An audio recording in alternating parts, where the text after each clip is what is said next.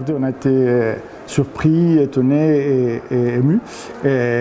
C'est une grande reconnaissance pour notre travail, enfin, pour notre travail de notre équipe, parce qu'on est une petite équipe de 10 personnes, presque tous à temps partiel, avec tout un grand groupe de donneurs de voix et donneuses de voix bénévoles qui sont capables de produire ce qu'on fait, c'est-à-dire environ plus de 700 livres par année sonores.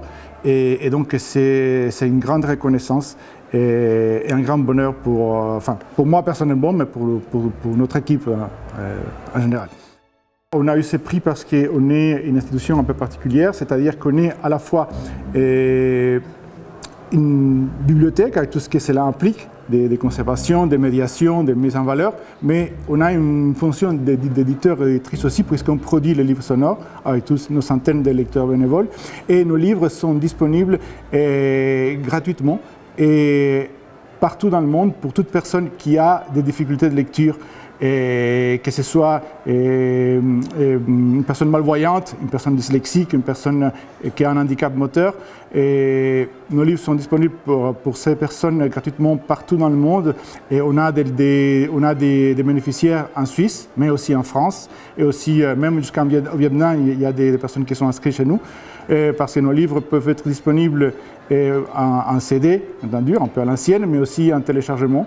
Et on a développé des applications maison qui sont très, très pratiques et très conviviales aussi bien pour les personnes malvoyantes, aveugles, que pour les personnes dyslexiques, dont le public est fondamentalement un public jeune.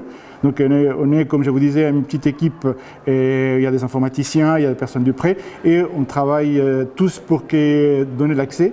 En même temps, on fait aussi beaucoup d'animation et de médiation. Donc, dans notre festival, on est partenaire des concours littéraires afin que toutes ces personnes qui, normalement, n'auraient pas pu participer puisqu'ils n'ont pas accès au livre, ils puissent aussi participer, voter pour un livre qu'ils aiment. Et comme ça, c'est une façon d'intégration.